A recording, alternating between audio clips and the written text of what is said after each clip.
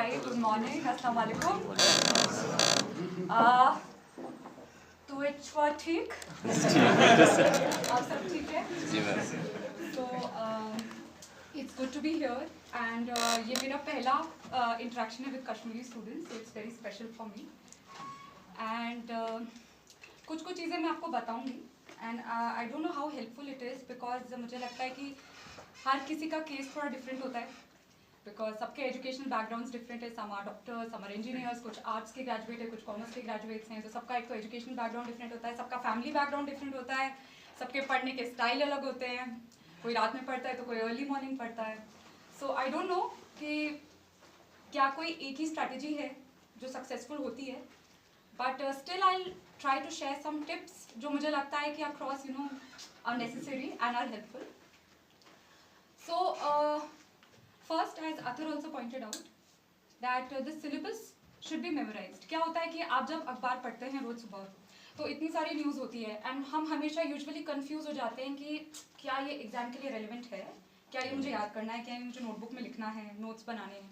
तो ये डाउट तब तक ही रहेगा जब तक कि आपको क्लियरली पता ना हो कि आपका सिलेबस क्या है, भले ये स्टेट एग्जाम हो या यूपीएससी हो।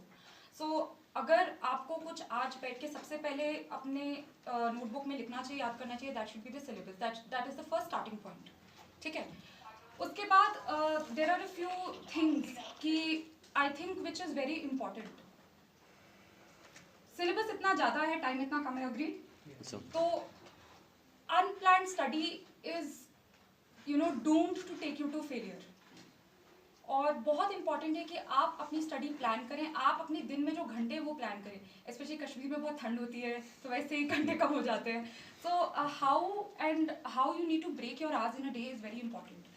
कितना घंटा किस सब्जेक्ट को देना है, कितना घंटा न्यूज़पेपर को देना है, ये सब थोड़ा सा एवरेज दिमाग में लेके चलते हैं तो फिर पूरा दिन थोड़ा कंस्ट्रक्टिव एंड प्रोडक्टिव आप कैरी फॉरवर्ड करते हैं।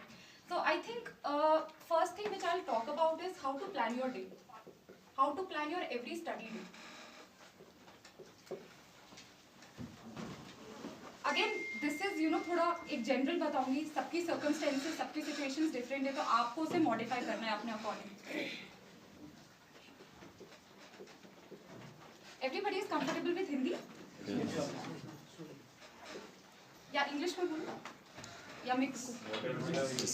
No, like I want you to understand it well, so mix okay. So I think 2 hours every day should be given to newspaper, because as even Athar said कि your current affairs is very important, be it KAS or be it UPSC. Nearly 65 to 70% of the questions in your examination will be related to current affairs. तो newspaper reading, और क्या होता है कि newspaper रोज पढ़ते नहीं है, फिर महीने के एंड पे इतने सारे newspaper कलेक्ट हो जाएंगे, फिर मन भी नहीं होता पढ़ने का। तो रोज 2 घंटा हमें न्यूज़पेपर को देना है। अगर 60% क्वेश्चंस न्यूज़पेपर करंट अफेयर से रिलेटेड है और हम उसे इतना कम टाइम देते हैं तो it is not justified. So 2 hours should be newspaper reading. ठीक है जी। देन 3 hours, सो इमेजिनरी केस लेके चलते हैं। Suppose I get up at 7 in the morning and 8 बजे तक के मैं तैयार हो गई। सो 8 to 10 AM should be my newspaper reading. फिर 3 घंटा एनी सब्जेक्ट विच एवर आप सोच रहे हैं कि मैं हिस्ट्री कर रही हूँ या पॉल साइंस कर रही हूँ, so you have to study whatever subject you are studying. Then you can take a break, lunch, सोना है, वॉट एवर। देन अगेन 3 hours एंड दिन के 2 hours आपको रिविजन, प्रैक्टिस क्वेश्चंस उसको देने हैं। सो अकॉर्डिंग टू मी कितने हो गए घंटे? 6, 7, 9 to 10 एवरी डे। तो ये हमें सबको खुद अपने आप से क्वेश्चन पूछना है अगर किसी को सीरियसली क्वालिफाई करना है paper, because the exam is difficult, syllabus बहुत ज़्यादा है, उससे ऊपर कंपटीशन बहुत ज़्यादा है, क्योंकि आप सिर्फ फर्स्ट अटेम्प्ट वालों के साथ नहीं बैठोगे, आप 6th अटेम्प्ट वालों के साथ भी बैठोगे। So that's why this exam deserves so much time. तो वो अब आपको यू हैव टू डिसाइड आप ये घंटे कैसे देंगे।